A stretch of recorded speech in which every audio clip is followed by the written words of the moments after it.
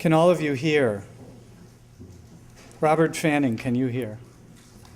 You know, there's nothing worse than going to a poetry reading and seeing people do that. So if you can't hear, do let us know.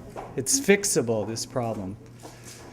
Thank you very much to Ilya and to Mariella and their whole team. I'm particularly aware, publishing a first book in my early 50s, what a gift this is. And I guess it's part of what I'm discovering in this experience is some measure of being in my early 50s, in that I'm glad this didn't happen until now. As hard as I tried in all of those other decades, I feel like the experience is richer. I'm happier with this book than I can imagine being at any other time in my life. Some of you are nodding, and if you're writers, this isn't intended to be a sort of argument for waiting, but sometimes circumstance gives you a wait. And I am really grateful to Marick Press and to the feeling of being part of this group of people. So we're going to read to you. It's an old-fashioned pleasure that some people still partake of. And I think there's many of us who teach and who do a certain amount of presenting for audiences who aren't in the poetry faithful. And part of what I think we're aware of as poets at this point in time is that poems are more accessible to people heard. It's a little bit like a musical score. People can feel intimidated and taken aback by not knowing quite how to encounter the poem on the page. But once you've heard the poets read, then that voice will be there. And if you take the books home, you may find that you hear it inside you. This book has 4 parts. This is a little boomy. There we go. Can you hear me now? Yes. Okay. And it sounds like we don't have to even lean into that. The first part of the book are poems of youth and traveling, and then there's some of these portraits that Ilya described, which I'll mention in a minute. I'm going to read a poem from each of the sections and introduce, probably minimally, but you'll get a sense of it. My parents are with me, and I'm going to read the first one for my father. It's called My Father's Whistle. On a darkened bus on Thanksgiving, I was thinking, my father could whistle like breeze coming home through a spruce. The aisle lights glinting like valves down the length of a black clarinet. I was breathing through my teeth, and with tilted lips, throat and mouth released a looped sigh. The first whistle came free, filigree in air that remains.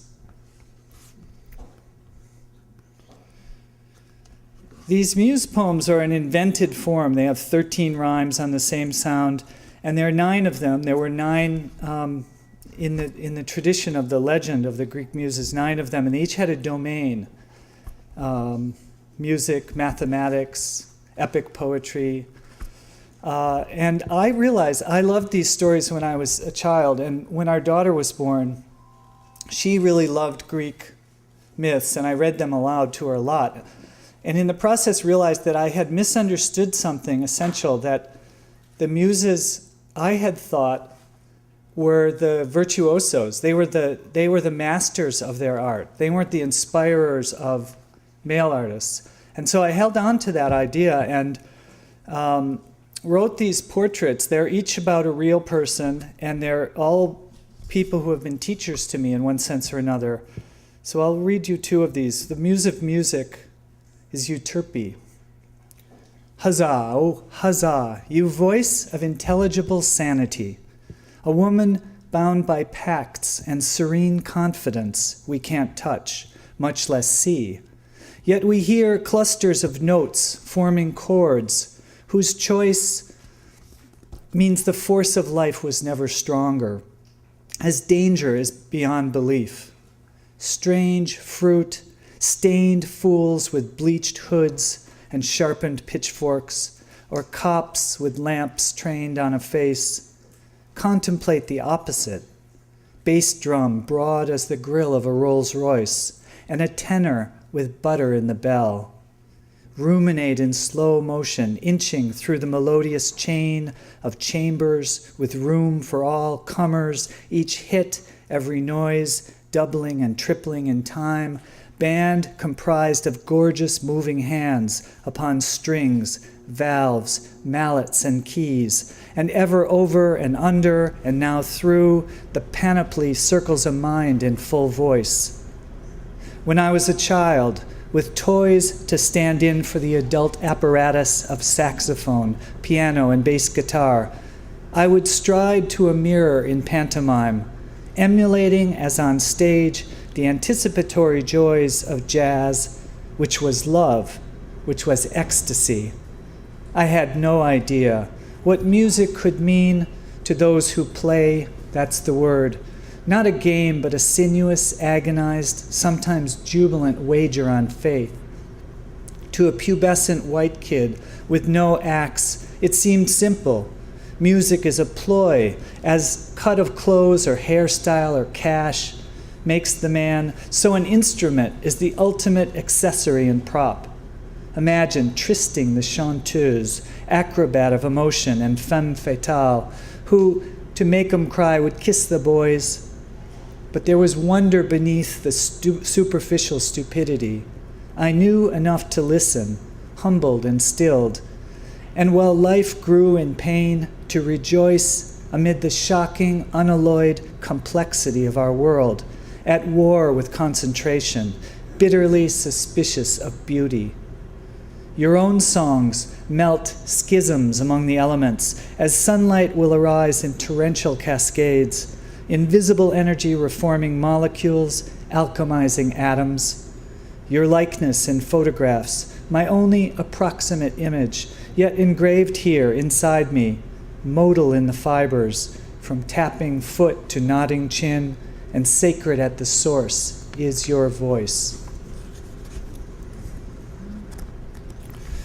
There are 4 lullabies in this book. I discovered what many parents discover, which is a lullaby is like a tool to do a job. And that job is to persuade a child to sleep and not put yourself to sleep in the process.